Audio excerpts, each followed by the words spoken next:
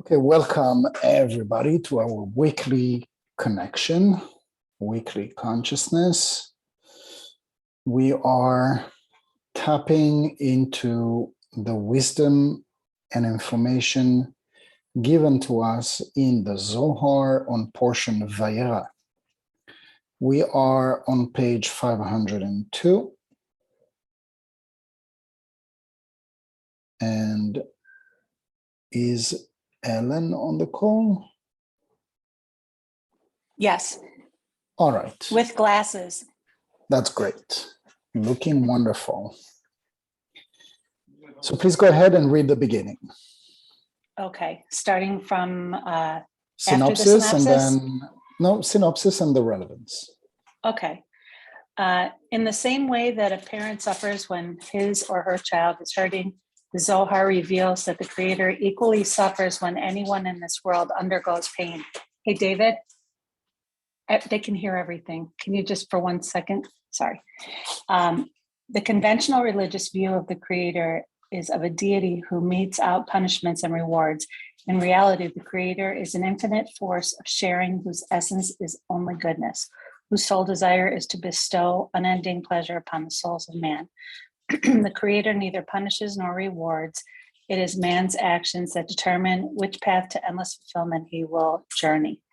The gifts of the Torah and Zohar were revealed so that man could choose the path of mercy and fulfillment.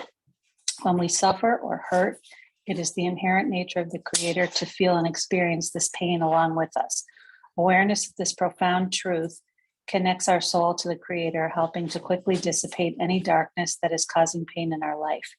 We create the consciousness that the Creator is always with us, feeling our pain whenever we hurt. Thank you. So just before we get started with the Aramaic and then adding on to what we just read, I think I was thinking just about something that I was watching. This scientist that was studying forever biology, physiognomy, and all sorts of like the laws of the universe, quantum physics.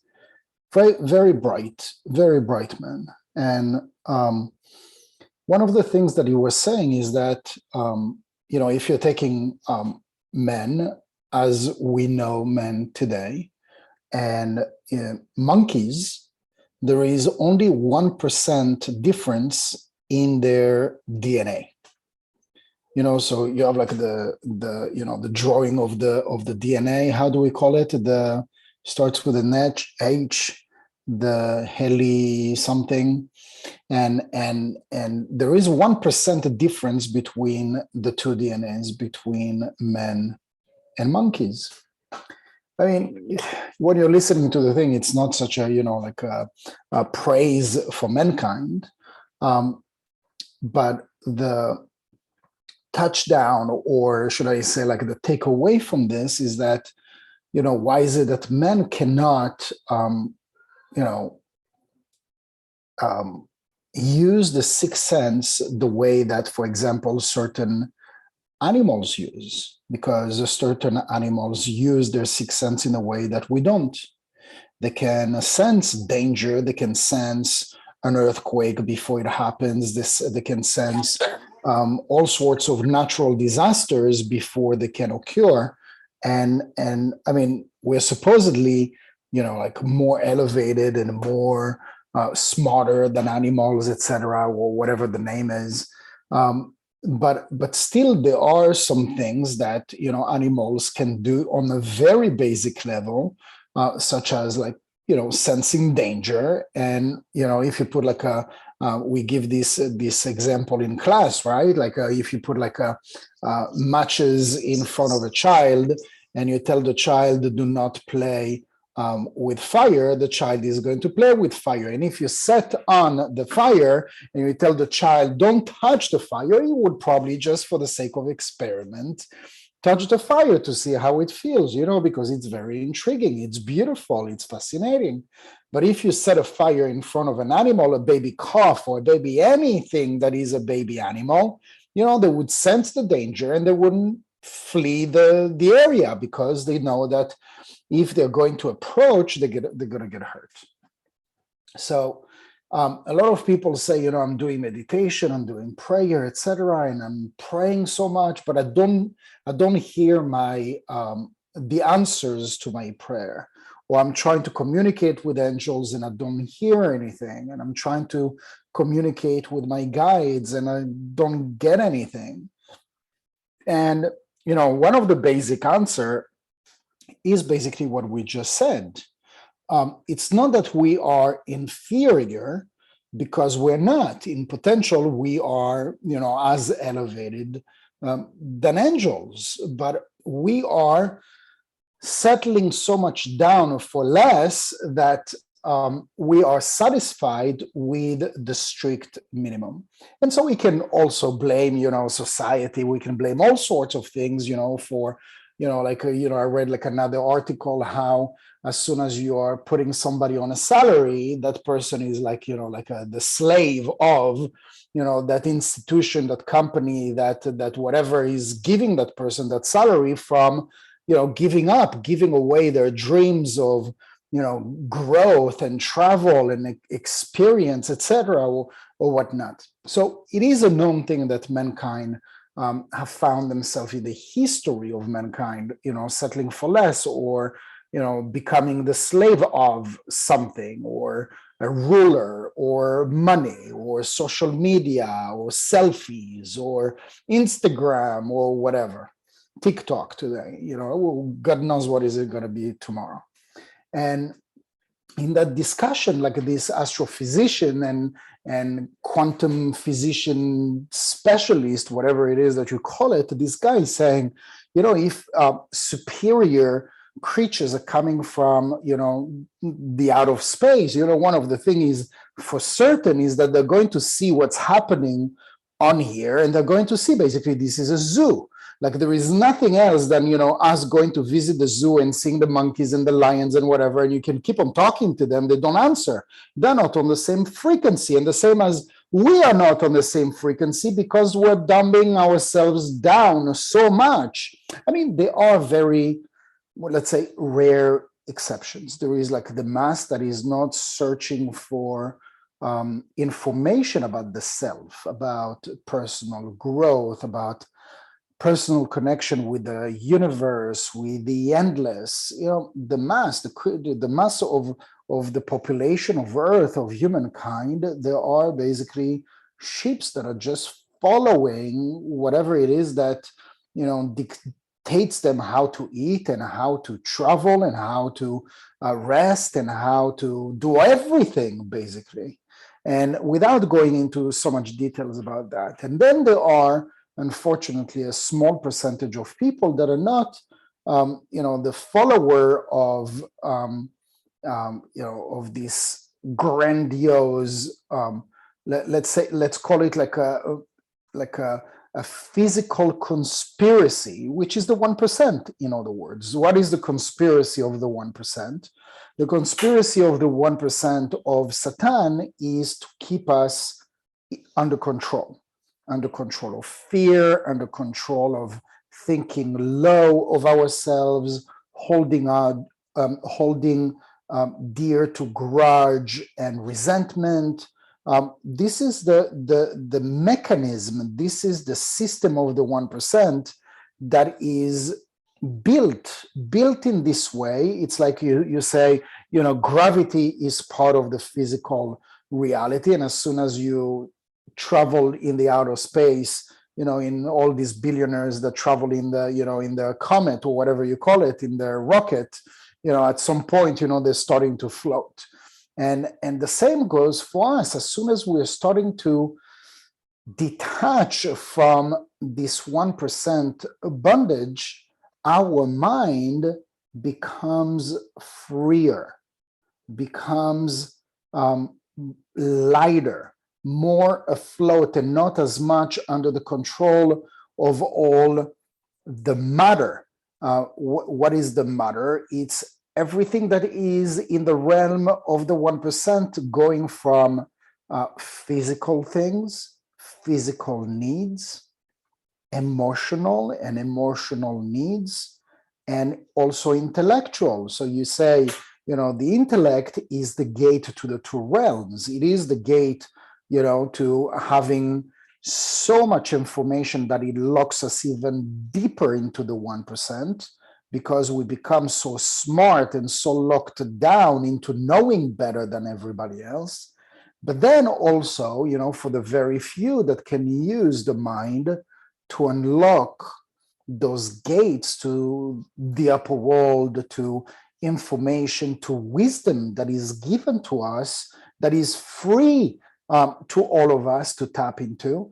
But unfortunately, the same as we would talk about, gravity, we cannot defeat gravity here.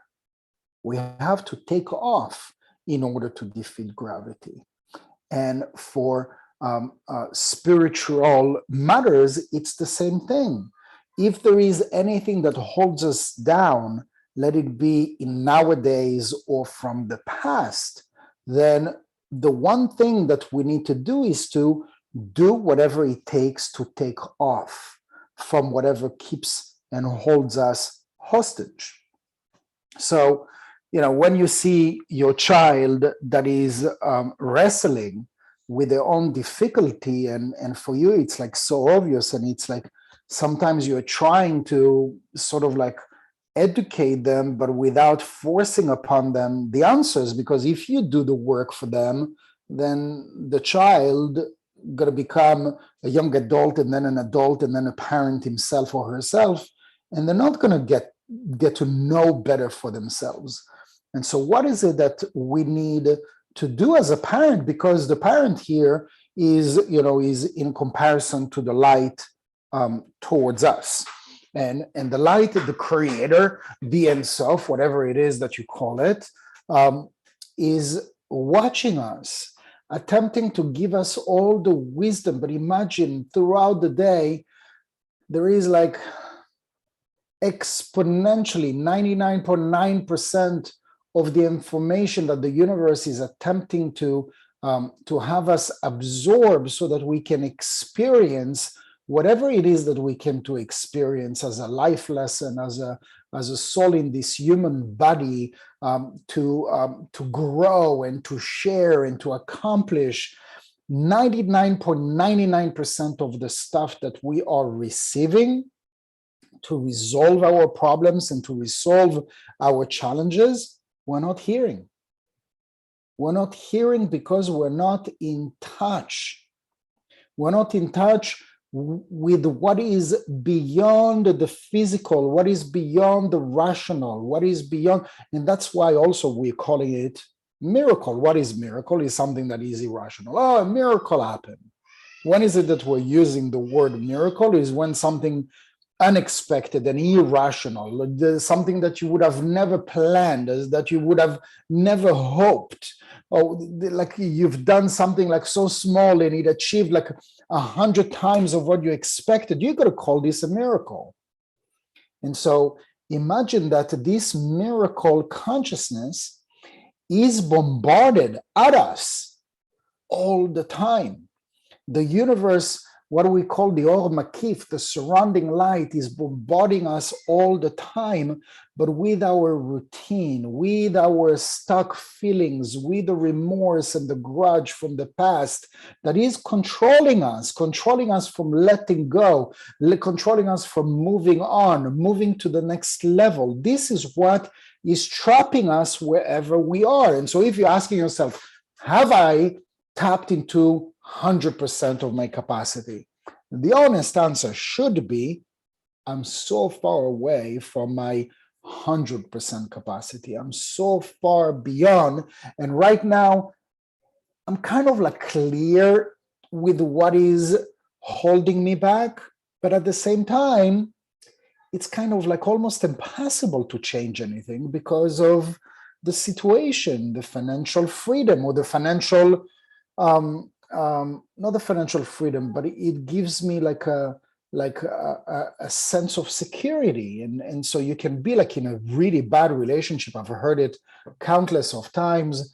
This person that got married and and she married this man, but she really loved women, but he was just there and he represented this financial freedom, and so she did it. She married the man, and for whatever amount of years, and had children and everything, and years later it's always like in the back of her mind. But imagine that you're trapped into a relationship or a job, and in your essence you don't want to be there. In your essence, this is not who you are, but you're playing the role that whatever it is that requires of you, because what if, God forbid, 20, 30, 40 years ago you would have done the step of what you wanted to do. I mean, today it's a little bit different because there is more liberal thinking about those things. But imagine 40 years ago, 40 years, like mixed marriage 40 years ago would have been like a disaster, thrown out and in exile, and like cut off relationship from both sides. And today also we find it, but even though it's like a little bit more relaxed, but in so many ways we're giving up on who we are and what we want and our dreams because of a situation, an individual, or what this person or what this situation represents, that makes it's okay for now. And we make this okay for now last too long. And so whatever that means to each one of you, because each one of you are experiencing whatever it is that you came to experience on this earth in this moment in time. But if we are far away or astray from our goal and what our soul's purpose is to do right now, we are experiencing pain and we are experiencing exile. And this is what we discussed in our last lesson. What does it mean, exile? Exile, again, for each person can be manifested or experimented in a different way. Exile can be loneliness. Exile can be loss of health or loss of job or loss of all sorts of things. And fear takes place, and worry and anxiety and all sorts of other things that are taking place in our life. But really all these ills in our body, in our mind, in our soul is only communicating to us we're not busy with what we're supposed to do, with what we're supposed to be, with what we're supposed to engage in right this moment. And so, again, we have so much wisdom that is available to us today. And we're taking most of our wisdom from the Kabbalist, from the Zohar, but there are out there all sorts of other spiritual people and wisdoms that complement what we are talking about. And one of my source, or one of my books that I read very often when there is a physical ill or an emotional ill, I go to Louise Hay, and Louise Hay has channeled in her own way the things that the Zohar has been talking about, for 2,000 years ago, and somehow it is translated through her words and through her mouth and her heart into a language that the mass can understand. But she's not alone. There are countless of people that are teaching all sorts of techniques that we can translate the things that are going on in our life, not just in our life, in the lives of the people around us that we care about, where we play the role of the light. We play the role of the light, and this person that I truly care about is going through chaos, whatever it is that is causing pain and darkness in the life. And I know the answer.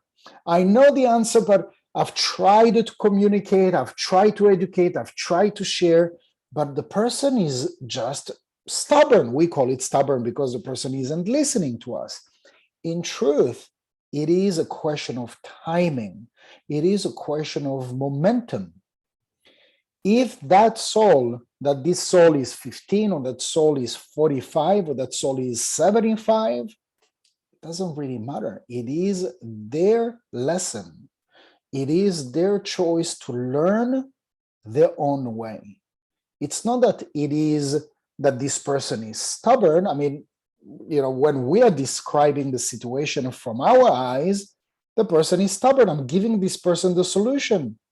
The person needs to go through their own process so that they can earn the light, earn the answer, earn the guidance, earn the growth, and not by you giving them the capsule that is going to eject this person to the highest sphere of what that next level means to them. That is not being the light with the people. Imagine, and this is why the light force of the Creator, God, is in pain with us. The Creator doesn't came to fix your pain. The Creator is there with you in that embrace and that endless love and guidance, and it is wide open for you to tap into whenever you are, and whenever you're tapping into that frequency of light, that frequency of spirituality is not a frequency of victimness or blame or feeling stuck, because this is a lower frequency. It is the frequency of the animals. It is the frequency where you go to the zoo and there is nothing different from the man and the animal. But each one of us has the capacity to elevate our consciousness and to tap into that elevated zone where the answers and the guidance is there. And it always was there even before we were born. To any ills, any problems, any health issues, any money issues, any relationship issues, the answer exists before the problem. We'll read the Zohar to connect to the energy. פתח ואמר, בכל צרתם לא צרו מלאך פניו הושיעם וגומר. תח הזה בכל צרתם דישראל. כד הזדמנלון עקן כתיב לו באלף, וקרי בוו, בגין דקודשה בריחו, ימהון, בעכולו באלף, אתר הילאה, יתיר אף על גב דלאו, באו אתר רוגזה ועכו. לאתם, לאלה מתה עקתה דישראל לא באלף. כדבר אחר הוא עשנו ולא אנחנו, כתיב באלף וקרי בוו. All right. Ellen? Okay. He opened the discussion with the verse, in all their affliction he was afflicted, and the angel of his presence saved them. Come and behold during the time when Yisrael are afflicted with troubles. Lo, okay, is spelled with the letter Aleph, but pronounced lo with the letter Vav, because the Holy One, blessed be He, is distressed by their affliction. So lo with an Aleph, which means that he was not distressed, refers to a higher place, even though there is no sorrow or grief up there at the place described by the words, strength and gladness are in his place. Nevertheless, the afflictions of Israel reach this high place. So you see what's happening today in the world between the danger of wars, of illness, of COVID, of financial instability, cultural shifts, racial shifts and educational shifts. Whatever is happening today in the world is a revolution compared to where we were 10 or 20 years ago, or 100 years ago. 100 years ago to today, it's like a complete, drastic revolution. But when you're reading what the Zohar is telling us, that reality is playing out for everyone. Nobody is experiencing what is happening or witnessing what is happening in a separate, different way. And so you turn on the channel, there is not a CNN or Fox or BBC playing for one group of people, and then for another group of people, it plays different. Although I could go into like a whole, sequence about that, but I won't do this right now. Whatever is happening in the 1% happens for everybody. But the way that people are reacting, absorbing, digesting, taking action towards what's happening is different from one person to another, from one group of people to another. The Zohar talks about Oy and Ashrei, which means blessed and cursed. And it says that we'd come to a time where a lot of bad things would happen, and there would be two groups of people, the ones that are blessed and the ones that are cursed. So what is it that determines who is blessed and who is cursed? If you're witnessing exactly the same thing, one group of people would fall right into the narrative of what is happening, lament, victimize, blame, judge, hate. All the emotional, rational, intellectual reasons to act in this way are on the table to justify why it makes sense that a normal human person would react in this way. And whatever happens on the screen or the radio waves that you're watching those news to witness what is happening locally or in the world controls you, controls the way that you think, feel, believe according to those events. And then you have another group of people that are either staying away from those news that would control your emotions in a negative way, or are capable to witness and to watch and to listen and still remain calm, still remain empathetic, still remain merciful and understanding and positive. That is what determines a blessed and a cursed. If you are to take those two groups and put it into a concept, an additional concept that we can understand from the teachings, from what we have learned, is mind over matter. Mind over matter means that when things happen, you do not let those things affect your mind and your heart in a negative way. Because the things of the heart, the things of negative emotional nature, this is matter. So when there are good news, it would make you feel great. And when there are bad news, then it would make you feel sad or terrible. This is not mind over matter. This is matter over the mind.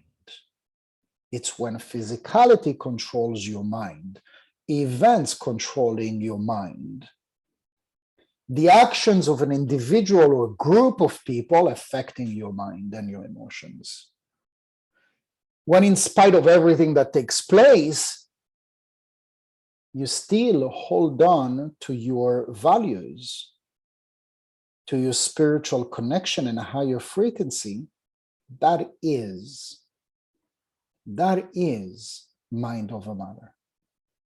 Because your mind is so strong, alert, and aware and awakened that if you come to bear those news and you hear them and you witness them, but still you're capable to remain positive and sending those groups of people with no difference. We know this one is good and this one is bad, because this is what the divisions of Satan intended to do.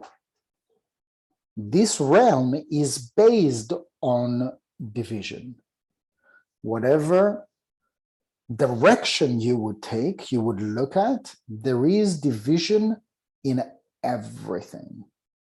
There is separation in everything.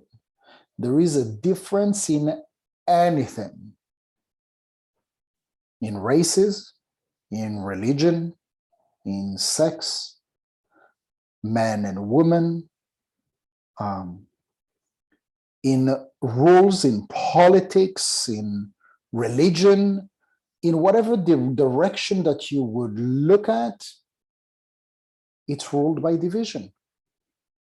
So nothing that is part of the matter is a recipe for peace, is a recipe for unity. The only thing that could have a chance to save the day and to inject that unity in that peace, inner peace and world peace, is to elevate our consciousness from all the matters of the 1%.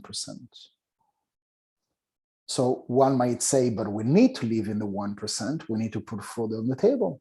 Absolutely, as long as you do not let the 1% control your mind. Because people have a job, they feel secure, people lose their job and they feel insecure. That is not mind over matter. Because in contrast, you have people that lost their job or decided to quit in time of COVID and instead started their own business, and now they're making so much more money than when they were on their salary. Not everybody, but lots of stories like that. And I also know people that are making less, but the freedom that they gain means gold to them. Even if they have less money, now they spend more time with their family. So what is it that we are doing? Where is it that we are locking ourselves down into not allowing that potential to shine? And into not enabling the universe, the light force of the Creator, to penetrate us, to penetrate our mind and our heart and our soul, to give us true guidance. You want to see stubbornness? If your child or somebody who is dear to you isn't listening to your guidance, it is only a projection to show you you're not listening to the Creator. This is one of the greatest lessons, because we are playing the role of a projection to each other. But with the loved ones, it's even easier. It's even easier, and it's the ones that are pushing our buttons the most that are showing us so clearly what we came to accomplish. So if they disrespect us and they lie to us and they don't this, and so the lesson is not to let yourself get beaten up.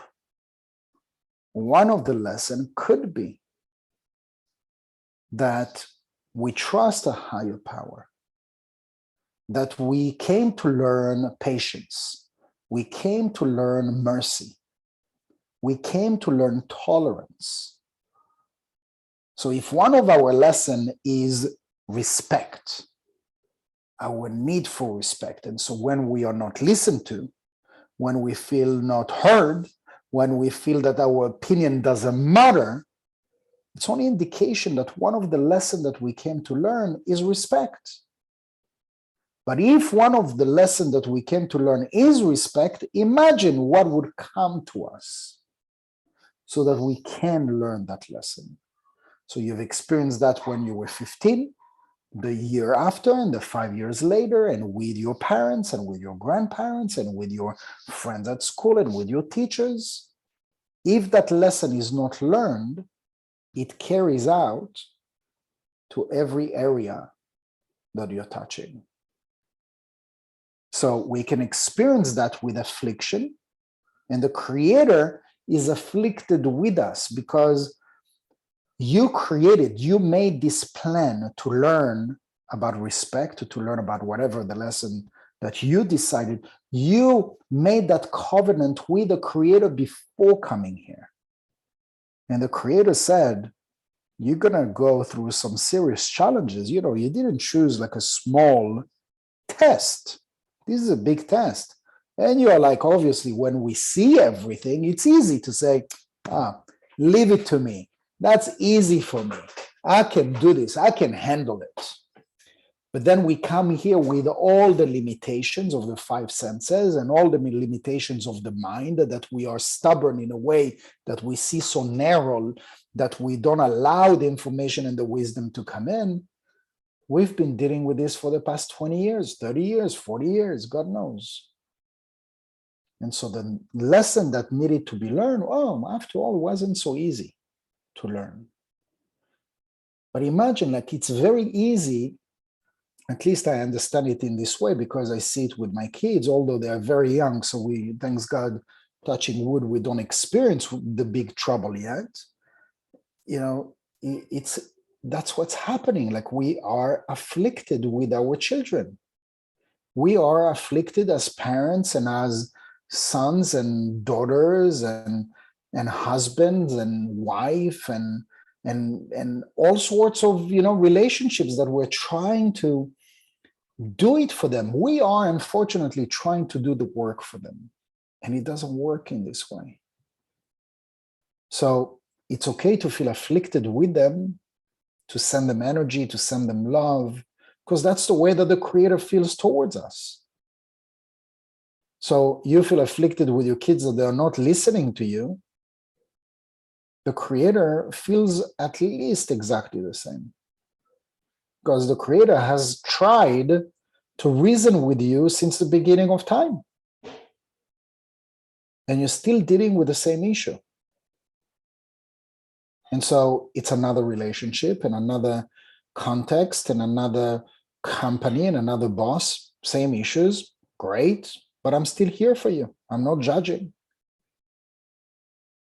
And it's going to take as long as you need. Can you imagine the endless love? But when it comes to us and we repeat again, I'm going to say exactly the same thing that I said yesterday, and we lose it. We lose patience. We don't have the same patience. But that's what we need to earn. We need to earn and learn the same attributes that we have. So it's relearning. It's not like you're not like riding a new bicycle that you've never did before. You rode this bicycle before. You just need to get on it, and it's like as if you did it all your entire life. And by the way, that's exactly the way that we feel once the lesson is learned. Once the lesson is learned and you have overcome something that was like lifted off your shoulders, you're like, why did I struggle with this? Why did I allow myself not to set myself free for 20 years? For 20 years. So when the lesson is learned, we feel the weight that is lifted away from our shoulders. Everything is a lesson. Even us not having empathy or not having patience with our loved ones because we have tried 1,000 times, we just need to be as patient as the Creator is with us. I don't know how many lifetimes I'm trying to do this, and I'm still at it. And still the Creator is endlessly loving and impatient and giving me another chance because my soul was so, stubborn and show off. Of course I can do it. Like, oh, that's easy for me. Every struggle, every affliction, every hard time that we experience, it is a lesson that is not learned. And the lesson only becomes harsher, harder, more difficult, more painful as it goes because it accumulates. Not that the universe wants you to suffer. The universe does not want you to suffer. You accumulate, you hold on. And as long as we hold on in the 1%, it's harder. If you hold on, but at the same time you do the spiritual work that elevates your consciousness, you become blessed. So you can still have a void in your heart, but you're replacing that void with light and with certainty and with empathy and with understanding. learned experience that is invaluable. Any question?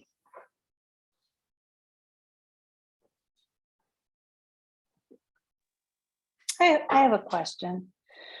So I'm just isn't, I mean, not a specific example, but in your life, if you're experiencing something that you at this point recognize as a pattern,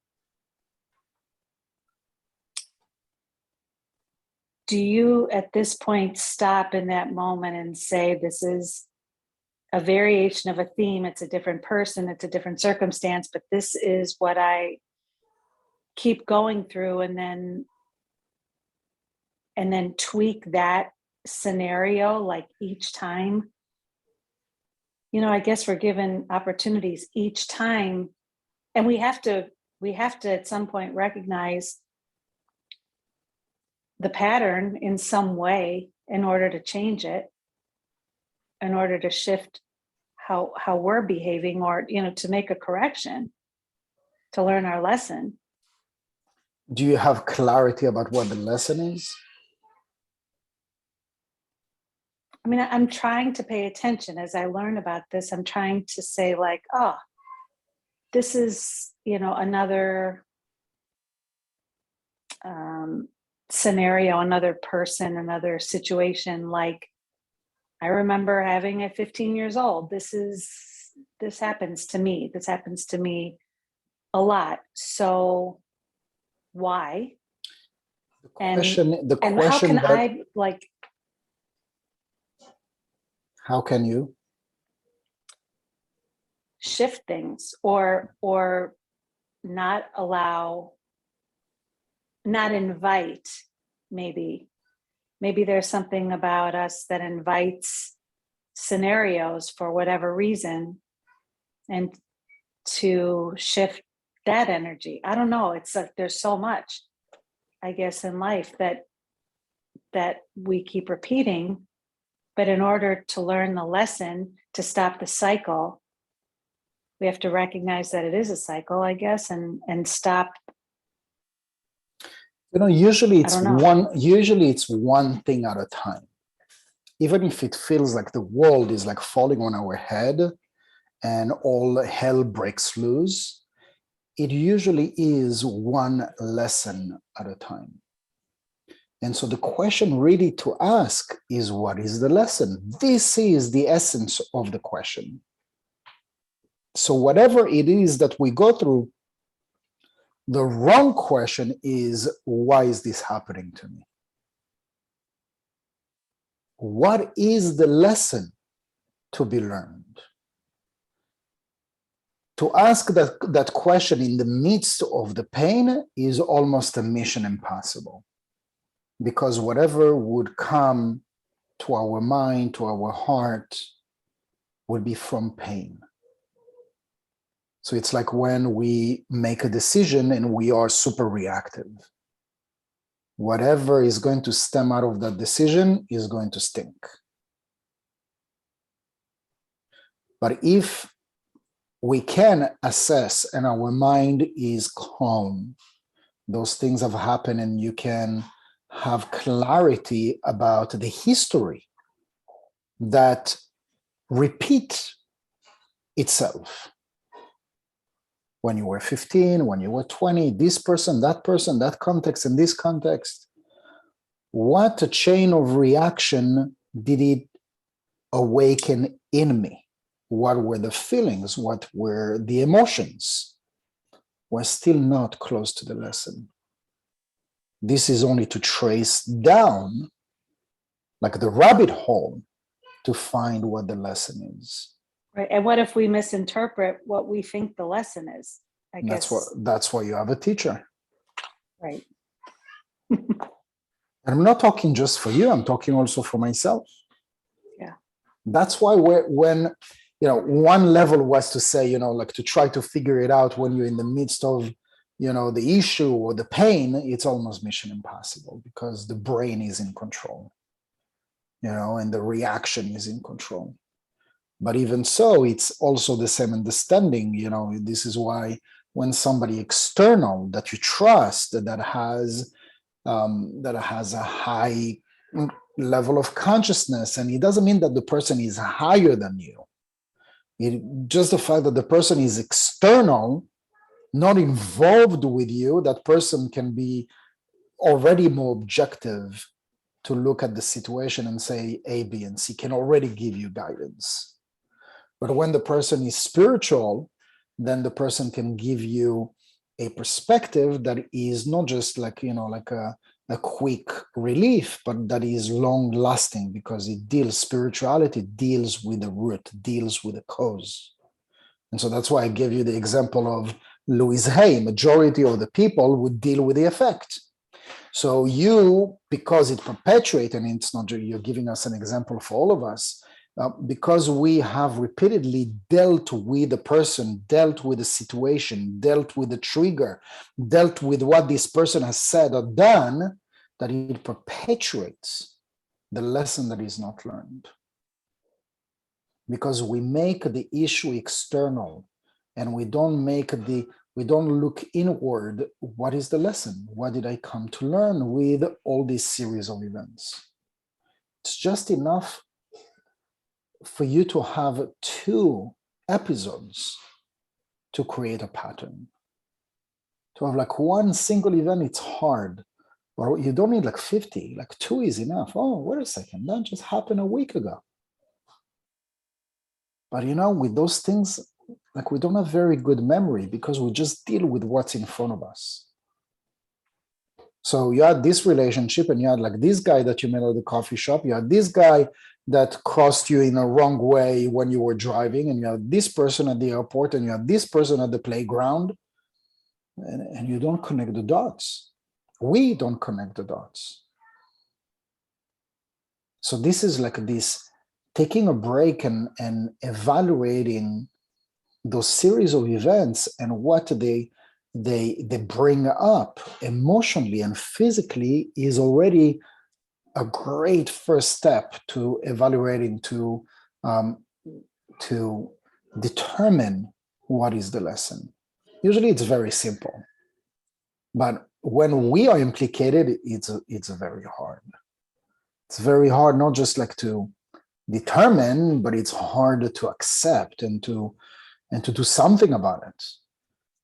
Let's say you learn that, okay, so, respect. You have a need for respect. You are like a respect junkie. So, to come and learn about this lesson, okay, thanks very much. This doesn't make me feel any great. But if the lesson is about respect, this is going to become like your heroine. It is your heroine of the day. So the thing is that our soul, great soul, has chosen to go through like this list of lessons to go through. Like I said before, it's one lesson at a time. So this is the lesson du jour. Okay, this is on the menu. And the lesson du jour, you can take your time to learn that lesson. And once you have learned that lesson, it's going to boost you in believing that you can do anything after that. Okay, what's the next lesson? Because a big shift is happening when we are learning a lesson. We don't have to drag this with us. And so if we had the need for that lesson, we were dragging with us wherever we were going the need for respect, the need for approval, the need for recognition, the need for security, the need for feeling good about ourselves. And so if that was the lesson, that you don't care anymore, not that you don't care like in a negative way, you just don't want to give your life away to that. Because this has been controlling every ounce of your being, of your experiences with almost every single person that you've encountered. So, I know some Scorpions, they would give 110% of themselves, but secretly it's not admitted. They don't do it consciously. Secretly, they're expecting that when they're going to need it, the person is going to be there. Lots of disappointment in a lot of scorpions. And scorpions set people to fail. Why? Because they are always doing the best that they can for excellency. Like they're looking to be excellent in everything. And they're expecting that other people would do as much as them. So if you have a boss that is Scorpio, good luck. If you have a child that is Scorpio, I mean, you can give that example to almost any scenario. Any scenario, any individual. We can use, by the way, astrology for better communication, because you can communicate the same way with a Scorpion or with a Leo, or with a Cancer, or a Pisces, or a Virgo, or a Gemini.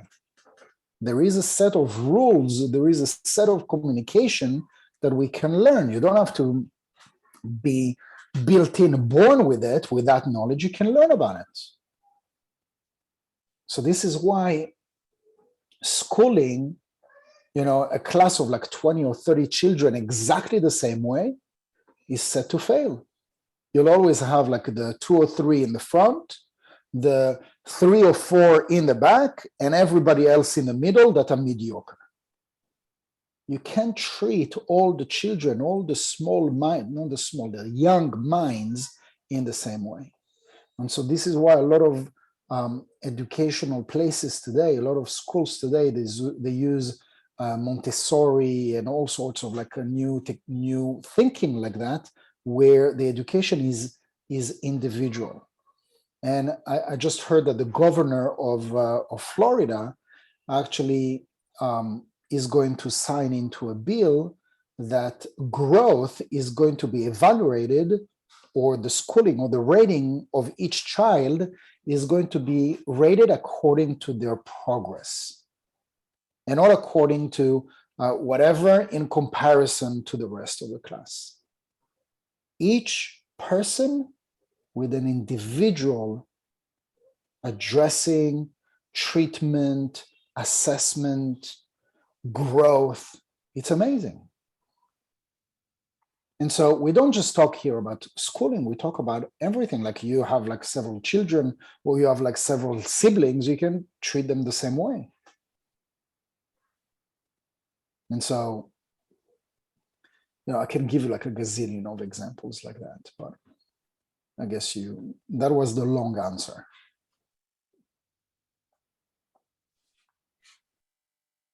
Thank you. You're welcome. Any other question? That question helped me a lot, Ellen. Thank you. And thank you, Yehuda.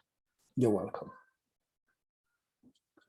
All right, guys, we want to wish good health and recovery to Beatrice, who's with us. We send you a lot of love. Let's see your face, please, so we can say hi. Beatrice? No. Okay. Hi. Sending you lots of love. Well wishes, Beatrice. All right, guys, I'll see you next week. Same time. All the best. Thank you, Yehuda. You're welcome. Thank you. You're welcome. Thank you. Bye-bye. Thank you.